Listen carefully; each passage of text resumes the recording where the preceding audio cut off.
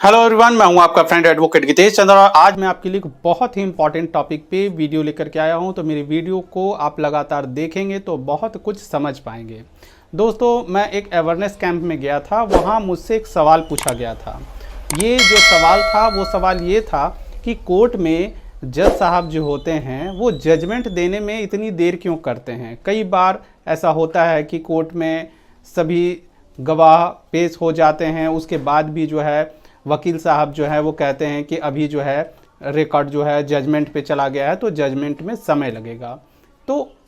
वहाँ पे उस सेमिनार में अवेयरनेस कैंप में एक स्टूडेंट थे जो कि ग्रेजुएशन कर रहे हैं। उन्होंने पूछा मुझसे कि ऐसा क्यों होता है, लेट क्यों करते हैं जज साहब, तुरंत क्यों नहीं फैसला सुना देते हैं, टाइम क्यों वेस्ट करते हैं। दोस्तों, ये सवाल सिर्फ उस स्टूडेंट का नहीं है, कई लोग ये बात पूछते हैं कि कोर्ट में कि जब सब कुछ हो चुका है तो जज साहब फिर लेट क्यों करते हैं, क्या कारण है कि इतना समय लग जाता है। जजमेंट जो है अक्सर जो है जजमेंट में लगभग 90 दिन के समय लिया जाता है कि 90 दिन के अंदर में जजमेंट सुना देना होता है। लेकिन कई बार लोग कहते हैं कि बहुत छोटे से मामला बहुत छोटा है तो भी समय लग रहा है, बड़ा मामला है तो भी समय लग रहा है। तो ऐसा होता क्यों है? तो दोस्तों, इसके पीछे बहुत सारे कारण हैं, वो आज मैं आपको क्लियर कर दूंगा कि जजमेंट देने में इतना समय क्यों लगता है।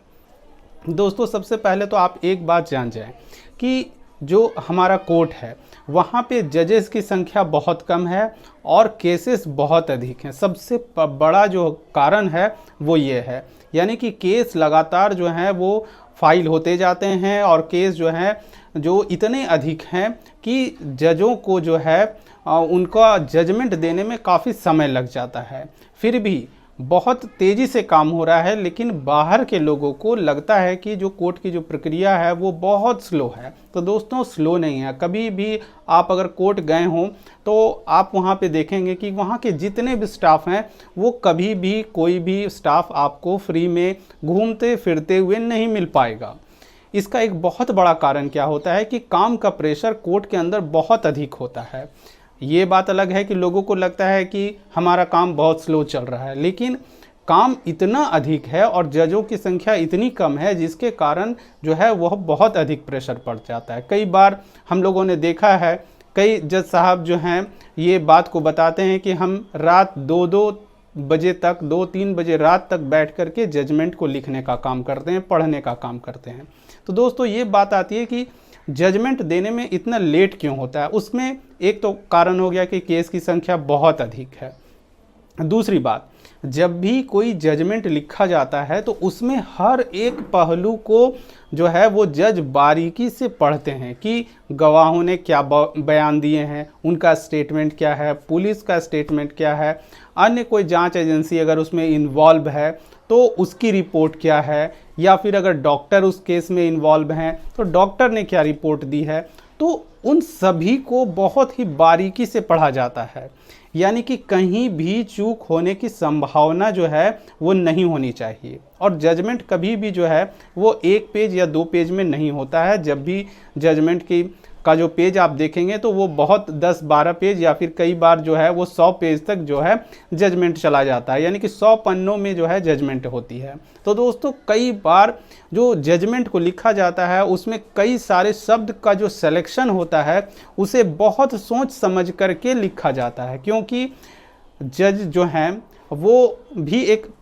व्यक्ति हैं, एक मनुष्य हैं, उनसे भी गलती हो सकती है। लेकिन जजमेंट जब लिखने का समय होता है तो उन्हें बहुत सावधानी पूर्वक जो है वो लिखना होता है। अगर किसी जजमेंट में किसी भी तरह की गलती हो जाती है तो उसकी सारी जिम्मेवारी जो है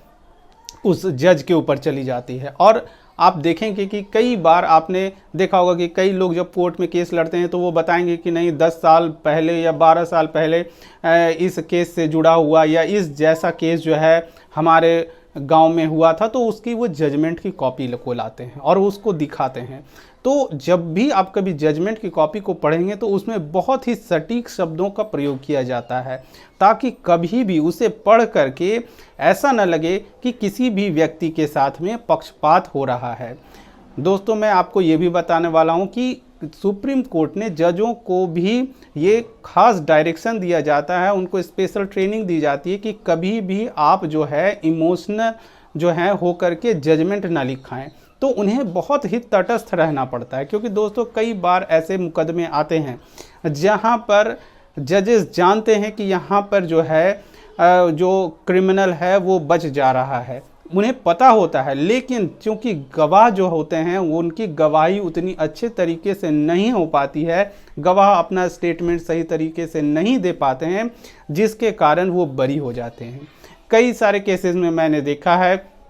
304B यानी कि दहेज हत्या के मुकदमे में मैंने भी देखा है कि कई बार ऐसे माता पिता जो अपनी ही बेटी की मौत को पहले जब FIR दर्ज होती है तब वो कहते हैं कि हमारी बेटी की हत्या कर दी गई, और जब केस एविडेंस पे आ जाता है यानी जब उनके गवाही की बात आती है तो कई सारे व्यक्ति ऐसे होते हैं जो कि एक्यूज्ड पर्सन से पैसे ले लेते हैं, और पैसे लेने के बाद वो कोर्ट में झूठी गवाही दे देते हैं कि उनकी बेटी या तो पागल थी या बहुत गुस्सैल थी या किसी बीमारी से वो ग्रसित थी जिस कारण उसे होश नहीं था, या फिर उसने आत्महत्या कर लिया, या फिर वो ये कह देते हैं कि वो उसने जो है उसे किसी उसके ससुराल वालों ने उसे नहीं मारा है। तो दोस्तों यहाँ जजेस सभी बातों को समझते हैं, जानते हैं, लेकिन चूँकि वो भी एक मनुष्य हैं, एक व्यक्ति हैं, तो कहीं ना कहीं कोई ना कोई व्यक्ति जो है वो इमोशनल हो जाता है। लेकिन वहाँ पे आपको जब जजमेंट लिखने की बारी आती है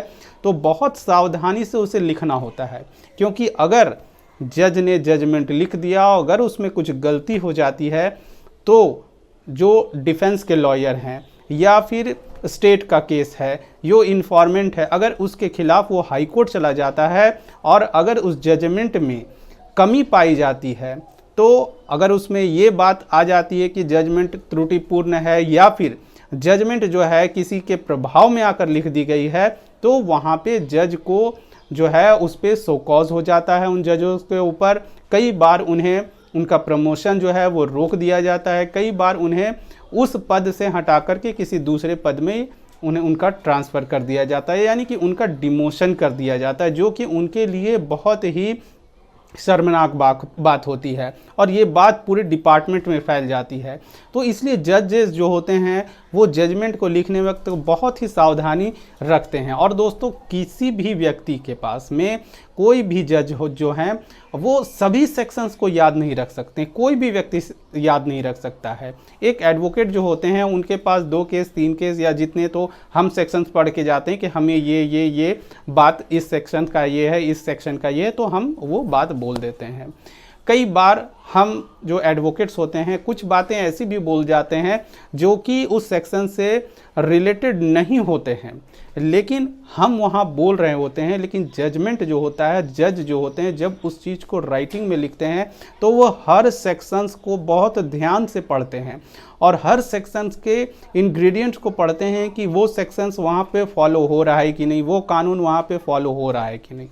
उसके बाद जजेस को ये भी देखना पड़ता है कि सुप्रीम कोर्ट के लेटेस्ट जजमेंट क्या आए हैं, उनकी गाइडलाइन क्या है, क्योंकि सुप्रीम कोर्ट समय समय पे तरह तरह के गाइडलाइन जो है हर केस को लेकर के वो लागू करती रहती है और हर केस को, हर कानून में जो है वो कभी ना कभी अमेंडमेंट करती जाती है। तो उन्हें लगातार उन अमेंडमेंट जो उन सुधार जो उस कानून में हो रहा है उनको भी पढ़ते रहना पड़ता है, क्योंकि मामला जो है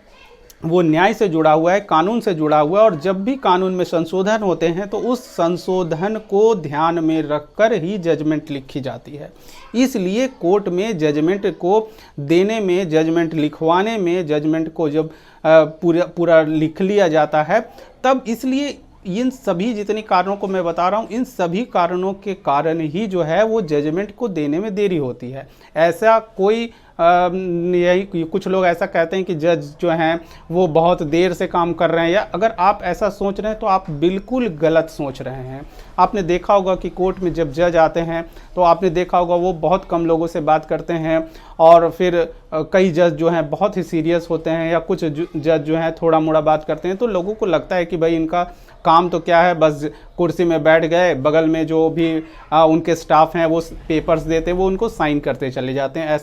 ऐसी बात नहीं है दोस्तों। जो भी पेपर में जज साइन करते हैं वो बहुत ही सावधानी पूर्वक उन्हीं के द्वारा पहले लिखवाई जाती है। जिनको आप देखते हैं कि ऑफिस टाइम में जो है, जो भी एडवोकेट हैं वो, हम लोग जब कोर्ट जाते हैं तो हम 10 से 5 या जो भी कोर्ट का टाइमिंग हो वो उसको फॉलो करके हम चले आते हैं। लेकिन जजेस जो हैं वो अपने घर में जा कर के उन सभी केसों को स्टडी करते हैं, रात रात भर स्टडी करते हैं, तब जा कर के जजमेंट लिखी जाती है और तब वो जजमेंट आपको मिलती है। तो ऐसा कभी नहीं सोचें कि जज जो है जानबूझ करके जजमेंट को लिखने में देर कर रहे हैं या फिर हमारा टाइम वेस्ट हो रहा है। बिल्कुल नहीं, क्योंकि कोर्ट में जो है वो केसों की संख्या बहुत अधिक है और जजेस बहुत कम हैं। उनके ऊपर काम का प्रेशर बहुत अधिक होता है। कोई भी कोर्ट हो, चाहे वो आपका सिविल कोर्ट हो या फिर हाई कोर्ट हो, चाहे वो सुप्रीम कोर्ट हो, सभी जजों के ऊपर जो है काम का बहुत अधिक प्रेशर होता है, उनके ऊपर बहुत दबाव होता है, जिस कारण उन्हें एक एक जो शब्द वो जजमेंट में वो जो लिखते हैं वो बहुत ही सावधानी पूर्वक लिखते हैं। तो दोस्तों, ये इन सभी कारणों के कारण ही जजमेंट को लिखने में थोड़ा समय लग जाता है। कई लोग सोचते हैं कि हमारा तो एक केस है, आपका एक केस जजमेंट पे हो सकता है, लेकिन उस कोर्ट में आपके जैसे 5 से 10 जो हैं वो जजमेंट पे रखा हुआ रहता है। जो रिकॉर्ड जो है वो जजमेंट पे रखा हुआ रहता है, उसे उनमें जज साहब को जजमेंट लिखवाना पड़ता है, तो उनके ऊपर काम का बहुत अधिक प्रेशर होता है। तो दोस्तों, आप जान जाएं कि अगर आपके केस में जजमेंट जो है, अगर आर्ग्यूमेंट होने के बाद जजमेंट पे रखा गया है, तारीख दी गई है, तो 90 दिन के अंदर जो है आपको जजमेंट जो है वो मिल जाता है। और अगर 90 दिन से भी अधिक हो गया है और आपको जजमेंट नहीं मिल पाया और आपको ज़रूरी है, तो आप उसमें पिटीशन दाखिल कर सकते हैं। तो दोस्तों, ये थी मेरी वीडियो इस कन्फ्यूज़न को दूर करने के लिए कि जजेस जो हैं जल्दी जो है जजमेंट क्यों नहीं लिख देते हैं तुरंत से। जैसा फिल्मों में दिखा दिया जाता है कि